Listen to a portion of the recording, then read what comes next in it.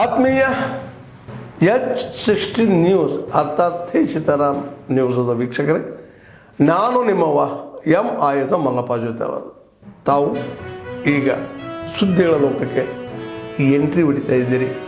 ಈ ಸುದ್ದಿಗಳನ್ನು ಪ್ರತಿಯೊಂದು ನೋಡೋ ಜೊತೆಗೆ ನಿಮ್ಮ ಅಭಿಪ್ರಾಯಗಳನ್ನು ಹಂಚ್ತಾ ಇರಿ. ಯಾಕಂದರೆ ಈ ಸುದ್ದಿಗಳು ನಿಮಗಾಗಿ, ನಿಮ್ಮ ಬದುಕಿಗಾಗಿ, ನಿಮ್ಮ ವೈಚಾರಿಕೆಗಾಗಿ, ನಿಮ್ಮ ತಿಳುವಳಿಕೆಗಾಗಿಯೂ ನಿಮಗೂ ಗೊತ್ತು. ಜೊತೆಗೆ ನಮಗೂ ನಿಮ್ಮೊಂದಿಗೆ ಇದೊಂದು ಮಾತಾಡುವಂಥ ಜೊತೆಗೆ ಸುದ್ದಿಗಳನ್ನು ಬಿಡುವಂಥ ಕೆಲಸ. ಈ ಕೆಲಸದಲ್ಲಿ ನಾವು ನಿಮ್ಮೊಂದಿಗಿದ್ದೀವಿ ಅಂತ ಹೇಳ್ತಾ ನೋಡ್ತಾ ಇರಿ ಸುದ್ದಿಗಳನ್ನು.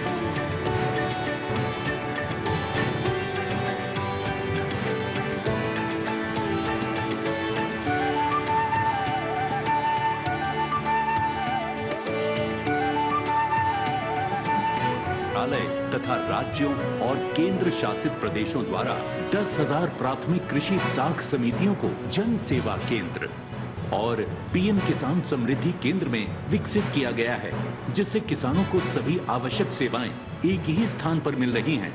इन सभी पहलों का उद्देश्य है किसानों, पशुपालकों और मछुआरों तीनों को विकास की एक साझा श्रृंखला में जोड़ना और भारत को एक आत्मनिर्भर व विकसित राष्ट्र के रूप में स्थापित करना।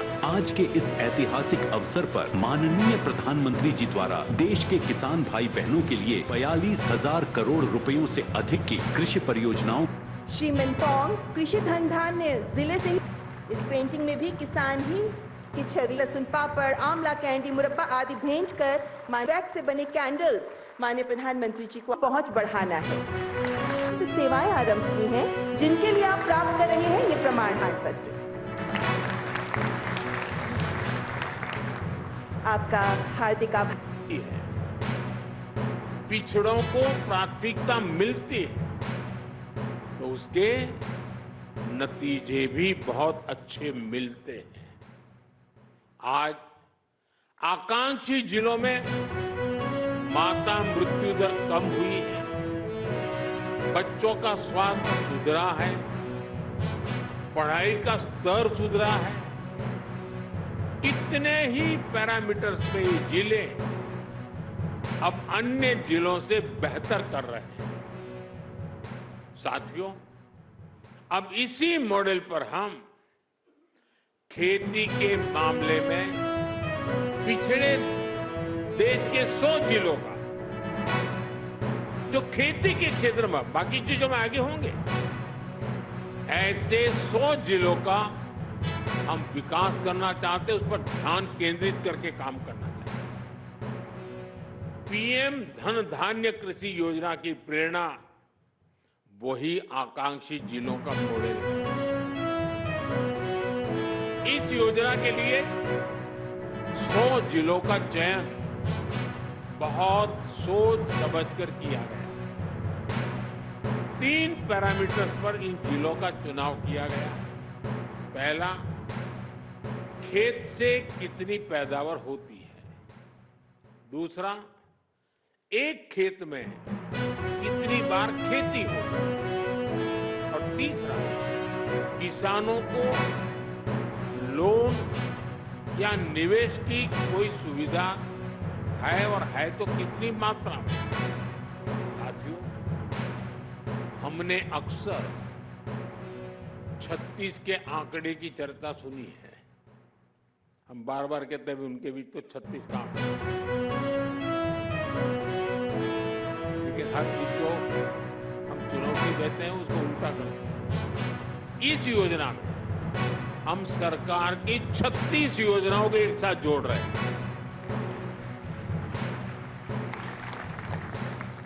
जैसे प्राकृतिक खेती पर राष्ट्रीय मिशन है, सिंचाई के लिए पर ड्रॉप मोर क्रॉप अभियान है,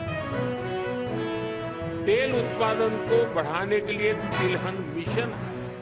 मिलकर अगर वो चलेंगे एफपीओ बना के, तो वो बेहतर दाम भी प्राप्त कर पाएंगे और प्रोसेसिंग, मार्केटिंग, ब्रांडिंग का काम भी बेहतर कर पाएंगे। आज मुझे बताते हुए खुशी है कि 52 लाख किसान शेयर होल्डर है एफपीओज के। 1100 एफपीओज करोड़पति बन चुके हैं और उनका टर्नओवर 15,000 करोड़ रुपए से ज्यादा का हो गया है। लेकिन प्रधानमंत्री जी यहाँ रुकने वाले नहीं हैं। जब हम तुलना करते हैं कि 13-14 के बाद उत्पादन इतना बढ़ गया, तो उनका भी ये तुलना छोड़ो पिछली सरकार और अगली सरकार। अब तो हमारे स्टैंडर्ड होंगे, हमारे मानक होंगे, वैश्विक मानक। दुनिया में जो बेहतर से बेहतर हो रहा है उसको भारत करेगा और उससे भी आगे जाएगा। मैं सोच को प्रणाम करते हुए प्रधानमंत्री जी को धन्यवाद देते हुए, ये संकल्प किसानों के साथ कृषि विभाग का है कि प्रधानमंत्री जी ने चाहे दलहन मिशन हो और चाहे हमारा प्रधानमंत्री कृषि धन धान योजना, उसको सफल बनाने में सबसे बड़ी बात यही है कि जिस तरीके से प्रयास लगातार मुकुल किए गए हैं, और हम जानते हैं कि प्रधानमंत्री नरेंद्र मोदी शायद ही कोई ऐसा दिन जाता हो या महीना जाता हो जिसमें कृषि के लिए योजनाओं की शुरुआत ना होती हो, किसानों के लिए कल्याणकारी योजनाओं की घोषणाएं ना होती हों। इसीलिए हम कह सकते हैं कि प्रधानमंत्री नरेंद्र मोदी का सबसे बड़ा लक्ष्य रहा है कि देश की जो आर्थिक गतिविधियां हैं उसमें कृषि की भागीदारी ज्यादा से ज्यादा बढ़े। हम जानते हैं कि अगर किसान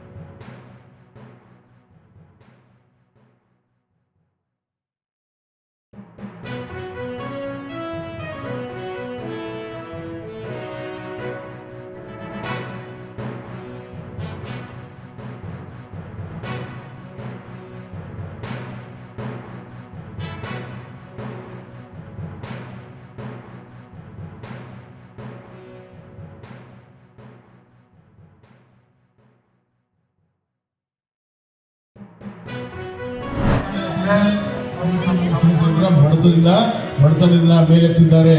ಇದಕ್ಕಿಂತ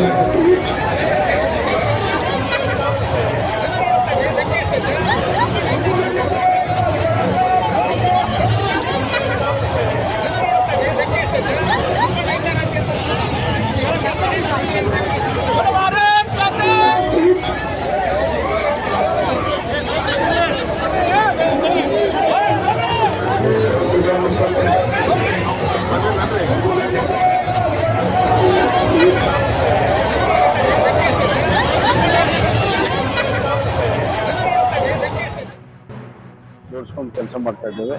ಇವತ್ತು ಹಾವೇರಿಯಲ್ಲಿ ನಡೆದಿರೋ ಮ್ಯಾರಥಾನ್ಗೆ ಯುವಕರು ಉತ್ಸಾಹ ಬಹಳ ದೊಡ್ಡ ಪ್ರಮಾಣದಲ್ಲಿರೋದ್ರಿಂದ ಅದು ನರೇಂದ್ರ ಮೋದಿಯವರ ಬಗ್ಗೆ ಇರುವಂತಹ ಒಂದು ಪ್ರೀತಿ, ವಿಶ್ವಾಸ ಅದು ವ್ಯಕ್ತ ಆಗ್ತದೆ, ಅಭಿಮಾನ ವ್ಯಕ್ತ ಆಗ್ತದೆ. ನರೇಂದ್ರ ಮೋದಿ ಅಂದ್ರೇ ಒಂದು ಉತ್ಸಾಹ, ನರೇಂದ್ರ ಮೋದಿ ಅಂದ್ರೇ ಒಂದು ಪ್ರೇರಣೆ ಅನ್ನುವಂಥದ್ದು ಇಡೀ ಜಗತ್ತಿಗೆ ಗೊತ್ತಿದೆ. ಅತ್ಯಂತ ಯಶಸ್ವಿ ಪ್ರಧಾನಮಂತ್ರಿ ನರೇಂದ್ರ ಮೋದಿ ಅವರಿಗೆ ಈ 75ನೇ ವರ್ಷದ ಹುಟ್ಟುಹಬ್ಬ ಮತ್ತು 2047ರಲ್ಲಿ ವಿಕಸಿತ ಭಾರತ ಸಂಕಲ್ಪ ಎರಡು ಈಡೇರಲಿ ಅಂತ ಹಾರೈಸ್ತೀನಿ.